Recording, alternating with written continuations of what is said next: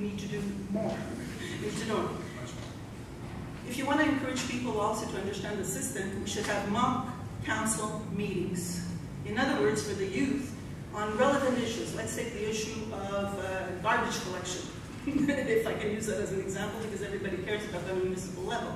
I think it would be interesting to be able to understand how the system works and what are the powers involved in terms of the municipal councillors when you do have a problem with, I'm using a benign example, obviously, of garbage collection, but an important one when it comes to it, because there's been issues in terms of how the garbage is collected.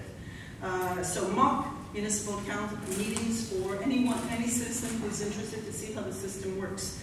Increase the number of youths and members, I did say that, from the cultural communities, and continually solicit input from underrepresented groups. Outreach to these underrepresented groups, collect, and how do we do that? There are maybe 1,000, maybe I'm exaggerating a little bit, cultural community organizations. In my community alone, there used to be, in my time, 200 different social clubs from different parts of Greece that I had to do the tour every Saturday and Sunday, but we won't go there. And the one I missed is the one that they remembered in the end, okay, when I went to see them.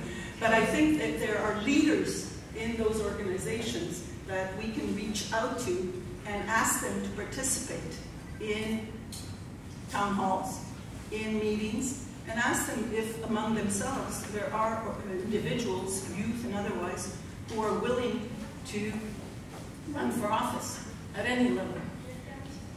We also have to collect, as I said before, demographic information to identify underrepresented groups and proactively encourage the participation. If we have the statistics, then we can make our case better. So I don't know how much more time I have. 2 minutes. Social media. 1 to 2 minutes. Yes, I know. We were given 5 minutes. Hard to stick to that, I have to say, after 50 years of doing this. But I will do my best. So I want to raise an issue that's been occupying me a lot, social media, and the swamp that I call the social media. And why do I call it the swamp?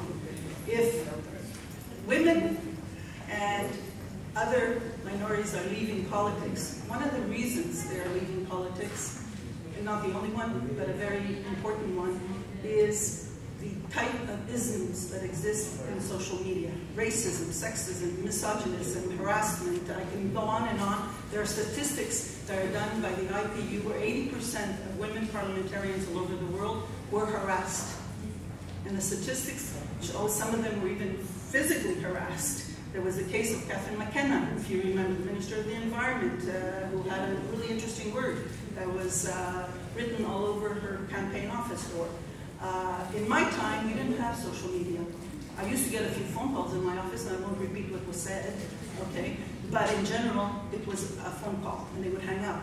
Now, I mean, if you're a public figure, there are anonymous trolls that are organized by political parties to go after you, and especially women. And the sexist terms that are used, the misogynist terms that are used, is unacceptable, unacceptable. And that has been discouraging a lot of women, and they have been leaving after 2 mandates. Also men, I'm not going to say this does not touch men who are in politics, it does. I think we have to do a better job of actually finding ways to put parameters in what people, because we do have freedom of speech, and I don't want to say that we should take that away, but I think some of the platforms would do a better job of actually shutting people out. I mean, I do my own. I block people who I feel the language that they use is not appropriate and is disrespectful. Promote job shadowing also, I want to say, for the youth. If you want more youth, we should be able to have the youth come. We used to have a system in Ottawa where I was shadowed by a McGill student for a day. She followed me the whole day, and I was able to show her what the life in the day of a member of parliament was. I don't think I can still go. One other thing I want to add. I know this is controversial in many circles. If we do not have quotas really applied, whether at the party level or at the electoral level, and there's ways of doing it. For example, in Sweden, there's a law that says there cannot be less than 40% and not more than 60% men and women in Parliament. And that means that we try to reach parity by not electing 40 to 60%. And I think that's a good model if we want to raise the numbers. That shouldn't be permanent. It shouldn't be permanent. But if we do not do that, we will keep taking steps back in terms of the representation of both women and cultural communities. And the statistics are showing exactly that we're going back. So I'll stop there. Merci Thank you beaucoup. very much. Merci beaucoup.